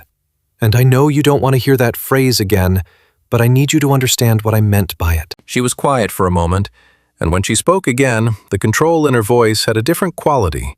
Not the performance of composure, but the effort of honesty, which has its own texture. "I was frightened, Elliot. My family's finances they're not what our public profile suggests. The merger wasn't just strategically good for the Ashfords, it was necessary. I've known that for 2 years. And when I found out about Clara, about the situation, I told myself I was handling it cleanly, finding a solution that was good for everyone, that gave her resources she needed and gave us a clear path. I told myself that a lot." Another pause. "I think I knew it wasn't entirely true. I think I chose not to look at the parts that weren't true," Elliot said. "She was dying, and you told me she left voluntarily." "Yes," Vanessa said. "For 8 months." "Yes." A silence that had weight. "I could have found her," he said. "If I'd known she was ill. I could have. At least, I could have been there. I could have made sure Noah had. I could have been someone she didn't have to do everything alone." Vanessa didn't respond to that. There was no response to it that would have served any purpose. She knew it was true. He knew she knew it. "My attorneys will handle the merger dissolution," she said finally. "I'll tell them to move toward settlement, not litigation. I think that's the right thing." A pause. "For whatever it's worth." "It's worth something," he said. "It doesn't change what happened, but it's worth something." She said goodnight. He sat with the phone in his hand for a moment after she hung up, then set it face down on the table. He drank half the whiskey. He thought about the word alone and how many ways it applies to a person. You can be alone in a room and not lonely. You can be surrounded by people and be the most alone person in any given building. Clara had had Agnes next door and the medical staff and presumably some structure of support. He didn't know all of it yet. He was still learning the shape of the 14 months he hadn't been part of. But she had made every decision alone. She had decided alone not to tell him. She had decided alone how to protect Noah. She had decided alone how to spend the money Vanessa gave her, and alone how to write the letter, and alone what the letter should say. She had been her whole life better at being alone than she should have had to be. And the thing he'd missed, the thing he'd failed at, it wasn't the big, visible things. He hadn't done anything dramatic or cruel. He'd gone quiet at exactly the moments she'd needed him to speak, and he'd called it caution, and she'd been too proud to demand more. And together they'd constructed a situation where the person who most needed to not be alone had concluded that she was. He finished the whiskey. He got up and rinsed the glass. He stood at the kitchen sink, looking out at the dark garden, at the shapes of the apple trees, at the small security light near the garden wall that had been there since he was a child, and always made him think of something his father said, though he couldn't at this moment remember exactly what. From somewhere in the house, very faint, he heard a sound. He went upstairs. Noah was awake. He was sitting up in the bed with his blanket around his shoulders and his eyes open. Not crying, just awake in the dark, with the specific quiet alertness of a child who has woken from a dream and found reality where the dream was. Elliot came and sat on the edge of the bed. "You okay?" he asked. Noah looked at him. "I had a dream about Mama," he said. "Yeah?" "She was in the garden. She was sitting on the grass, and she said..." He stopped and thought carefully. "She said she forgot to tell me something." "What did she forget?" Noah considered this with complete seriousness. She didn't say. She just said she forgot, and she wanted to come back and say it. He looked at the window where the curtain moved slightly. And then I woke up and she wasn't here. Elliot didn't say anything immediately. He sat on the edge of the bed and let the sentence settle. She told me a lot of things, Noah said. She told me about you. She told me you were quiet sometimes, but you were good. He looked at Elliot with those frank, dark eyes. She said people who are quiet sometimes have a lot going on that they're still figuring out how to say. Elliot thought about Clara writing that, explaining it to a 3-year-old, finding language a small child could hold. She was right about that, he said. She was usually right, Noah said with absolute conviction. Yes, Elliot said. She was. He stayed until Noah went back to sleep. He pulled the blanket up and sat on the edge of the bed, with the small, warm weight of the boy's feet against his leg. And after a while, Noah's breathing evened out and deepened, and the room was quiet. Elliot sat there with one hand on the blanket, and he let himself feel completely the thing he'd been managing at the edge of all day. The specific grief of the unlived alternative of all the evenings that should have been and weren't. Of a woman who had written him a letter that was more generous than he deserved, from behind a wall he'd helped build. He didn't move for a long time. Outside, the Providence night was warm and salt-edged the bay a few streets away, doing what the sea always does, which is move and not stop moving regardless of what is decided on the shore. Tomorrow the attorneys would start. Tomorrow Gerald Ashford's people would call. Tomorrow there would be 100 things requiring his intelligence and his decision-making, and the particular discipline of forward motion he'd spent his whole adult life cultivating. Tonight, he sat in the dark with his sleeping son and made a different kind of decision. Quiet, private, without witnesses. The kind Clara would have known he was making even without being told. He was going to be here. Going forward in every way that a person can be present, he was going to be here. It was late. It was the only thing he could offer that wasn't already gone. It was going to have to be enough to start with. Somewhere on the far edge of the city, the Ashford family was preparing its next move, and Vanessa was sitting with what she'd done, and Elliot Whitmore was lying awake in the guest suite, the way she lay awake when she was recalculating which she would do tonight, until the calculation resolved. And Noah slept, and the house held the fact of him, the way houses hold unexpected things with the slight surprise of a structure discovering its own capacity. The Whitmore family's next board meeting was in 6 days. The legal dissolution of the Whitmore-Ashford merger agreement was officially unresolved. The formal paternity acknowledgement hadn't yet been filed. Vanessa's settlement offer, if she moved toward it, as she'd said, would still require weeks of careful negotiation. Gerald Ashford's attorneys had not yet shown their full hand. There was nothing resolved yet. There was only this: a man sitting in the dark by his sleeping child, reading in his memory the end of a letter that had asked him for one specific thing, and understanding for the first time fully what it was going to take to do it. What remains when the ceremony is over. 2 days later, at 9 in the morning, Elliot Whitmore walked into the offices of Ashford Group's legal counsel, with Helen Park at his right and Derek at his left, and a copy of every relevant document in a briefcase that Helen was carrying, with the specific neutral expression of someone who knows exactly how strong their hand is and sees no reason to advertise it. Vanessa was already there. This surprised him.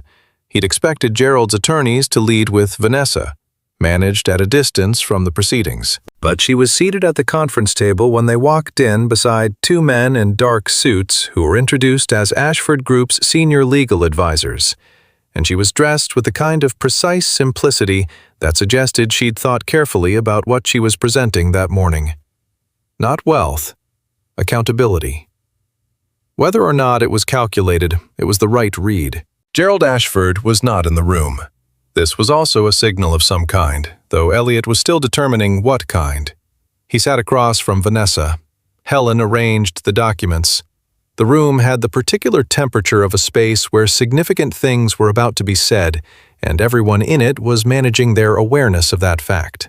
Vanessa's lead attorney, a man named Coulter, spoke first.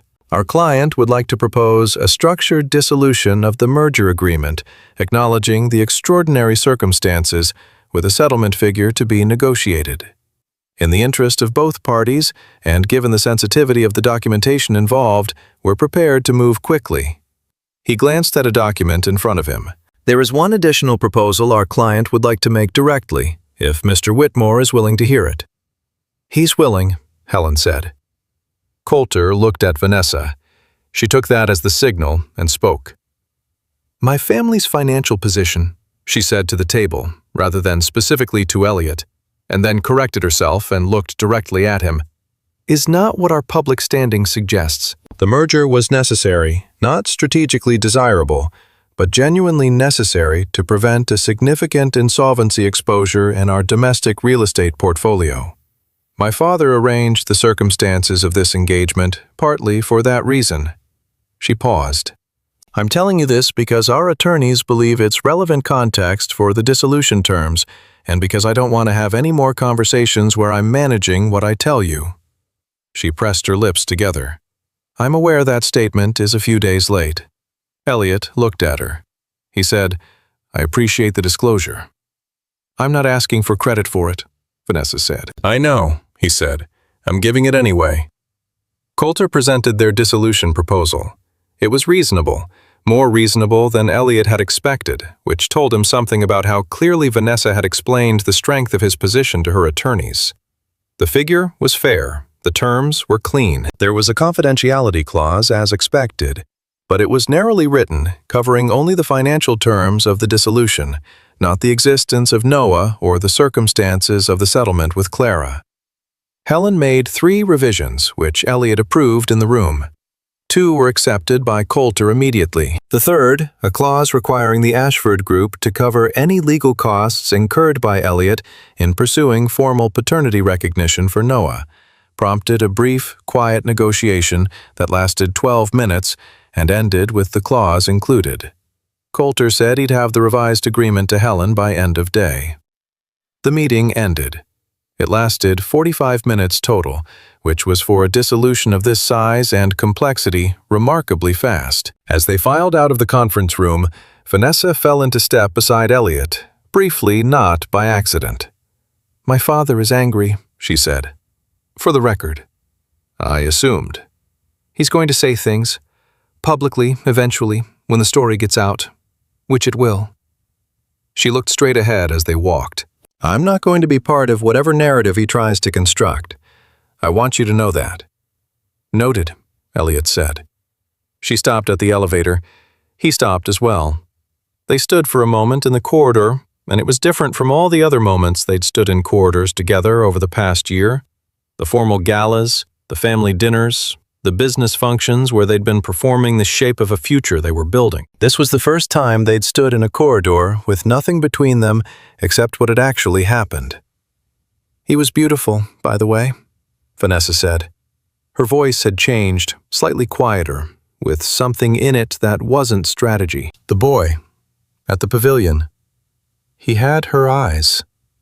Elliot looked at her. She had beautiful eyes, Vanessa said. And then, very precisely, I'm sorry, I didn't let that stop me. He thought about what Clara would have said to that. He thought she would have said something exact and dry and not entirely forgiving, but not entirely withholding either, because she was not a simple person, and she had never required the world to be simple in return. I'll pass that on, Elliot said.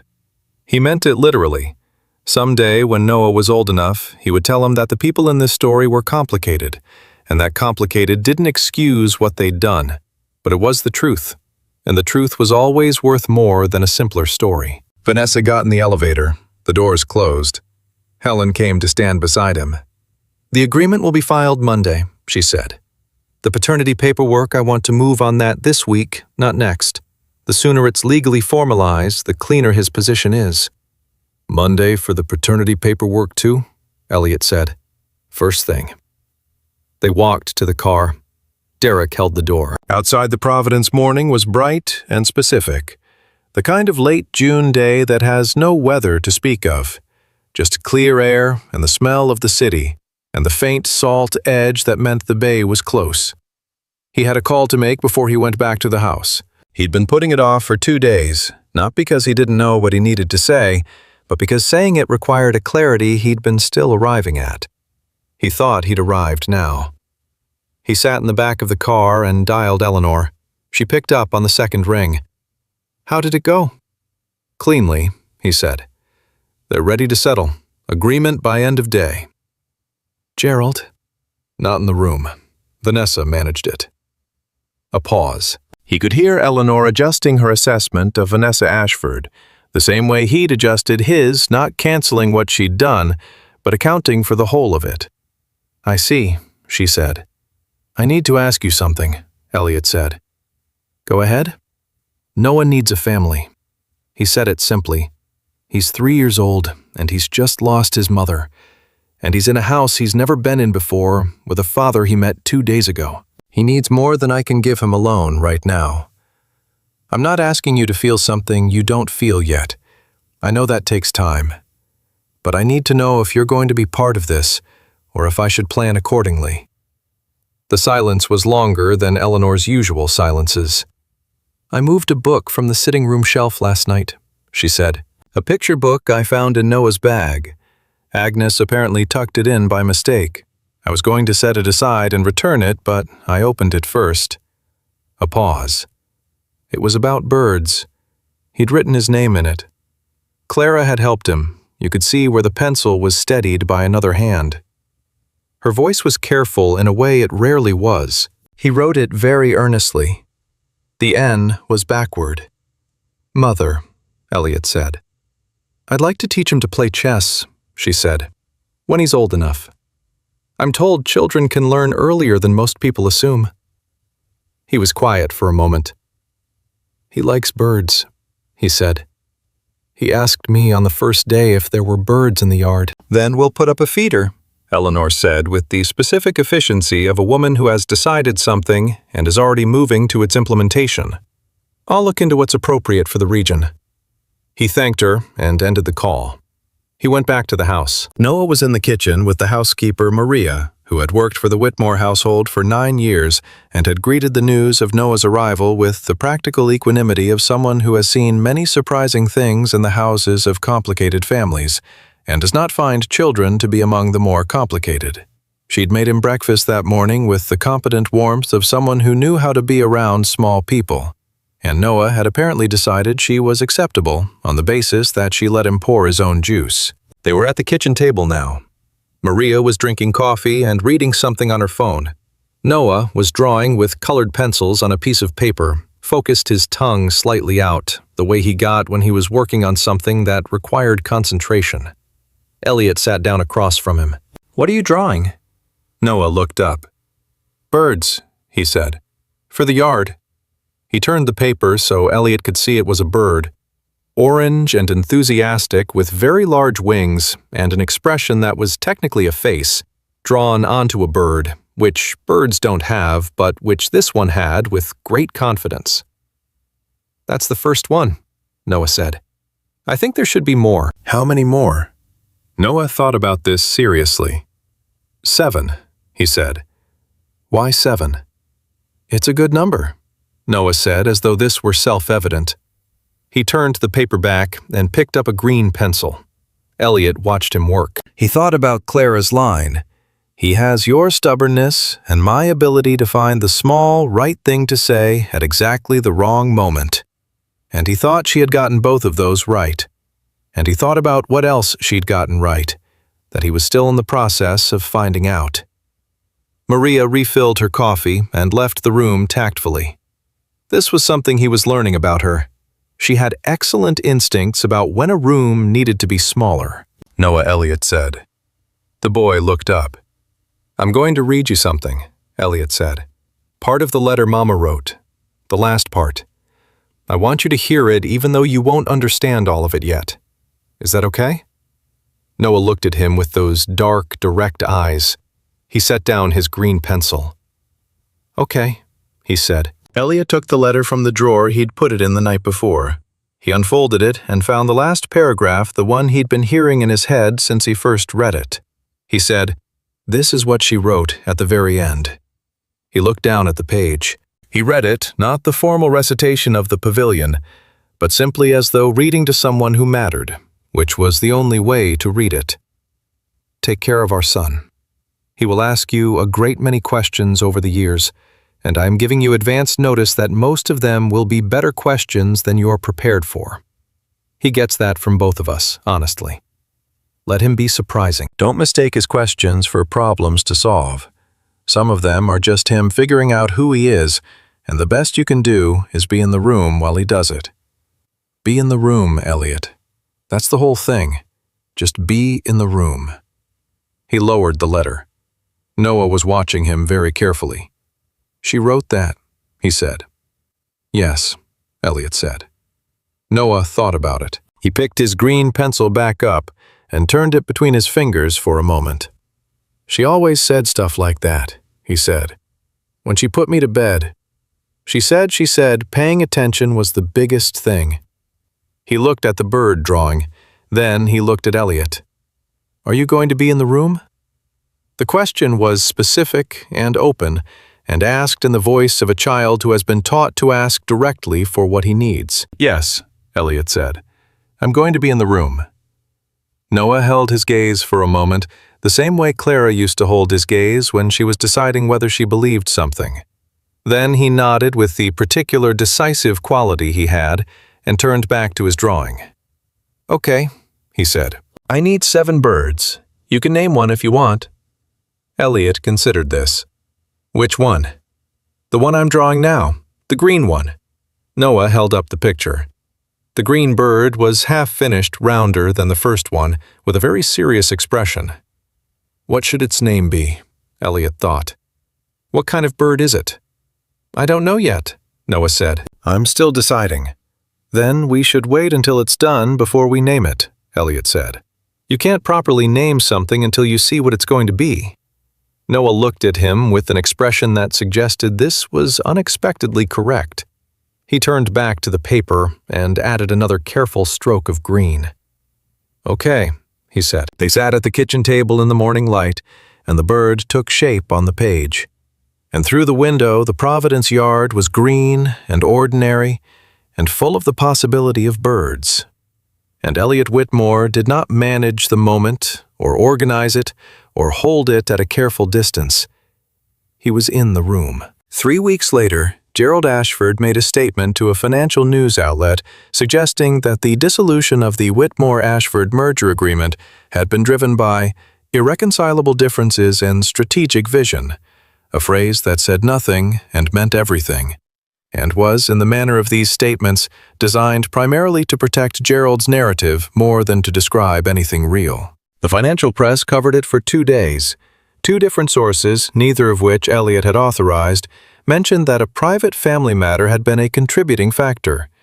The speculation that followed was extensive and inaccurate in all the colorful ways that speculation about wealthy families tends to be, and Elliot did not correct it. Helen Park filed the formal paternity acknowledgement on Monday, as planned. It was processed without complication. Noah Elliot Meadows Whitmore, the last name hyphenated at Elliot's request because he was not going to erase Clara's name from her son's identity, not for convenience or for simplicity or for any other reason, was legally recognized as Elliot's son in the state of Rhode Island within 10 days of the filing. Eleanor came to the house for dinner that Friday. She brought a bird feeder in a box, which she handed to Noah with a solemnity appropriate to the occasion, and Noah received it with matching solemnity, and then immediately needed to know how it worked and where specifically it should go, and spent 40 minutes in the yard with Eleanor as she supervised its installation with the focused competence of a woman who had never installed a bird feeder in her life, but was not going to admit that in front of a 3-year-old. At dinner, Noah asked Eleanor if she liked birds. She thought about it. "I've never paid them much attention," she said. "You should," Noah said. "They're very interesting." "Apparently," Eleanor said, and looked at Elliot over the boy's head with an expression that was the most open he'd seen on her face in years, something in it that was not quite softness, not quite emotion, but was the thing that lives next to both of those in people who have spent a long time keeping the gate closed and are slowly, carefully learning how to leave it open.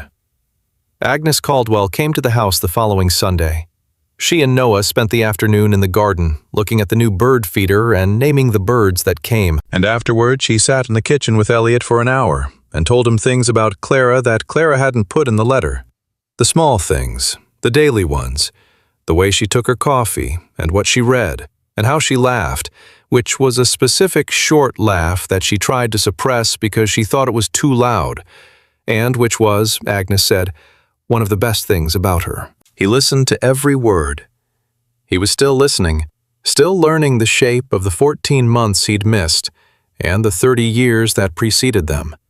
Still finding out who Clara Meadows had been in the full sense, not only the version he'd known in the 2 years their paths had crossed. It was a different kind of grief than he'd expected. Not the grief of loss exactly, though that was there too, but the grief of information arriving after the moment when it could have changed things. You couldn't argue with it. You couldn't send it back. You could only receive it and let it enlarge what you knew and carry it forward into the only direction time actually moved. He was learning that.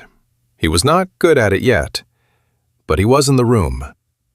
On a Tuesday evening in early July, Elliot put Noah to bed and sat in the chair beside the boy's bed after the lights were out, the way he had started doing most nights. Noah had his blanket and his truck arranged with precise attention, and his bird drawings were taped to the wall above the headboard. 9 of them now, 2 more than planned, because Noah had explained some of the birds turned out to need company. "Daddy," Noah said. He said it easily, now, naturally, the way you say the name of something that has become part of the landscape. "Yeah," Elliot said. "Tell me something about Mama." This was the nightly request that had begun 3 days ago. Elliot had been working through his supply of true things he could give to a 3-year-old to hold, and he'd learned to choose carefully because Noah listened with his whole body, the way children listen when they are deciding whether to trust what they're hearing, he thought. She argued that capitalization was an aesthetic choice, he said. She said it wasn't a law. Is she right? Noah asked. In my opinion, she was usually right, Elliot said. But in this case, I still disagree. Me too, Noah said. Capital letters are important. She would have wanted you to disagree, Elliot said. She liked it when people had their own opinions. Even wrong ones? Especially wrong ones. She said wrong opinions were more interesting than right ones because you had to figure out where they came from. Noah was quiet for a moment, thinking about this with his eyes half closed.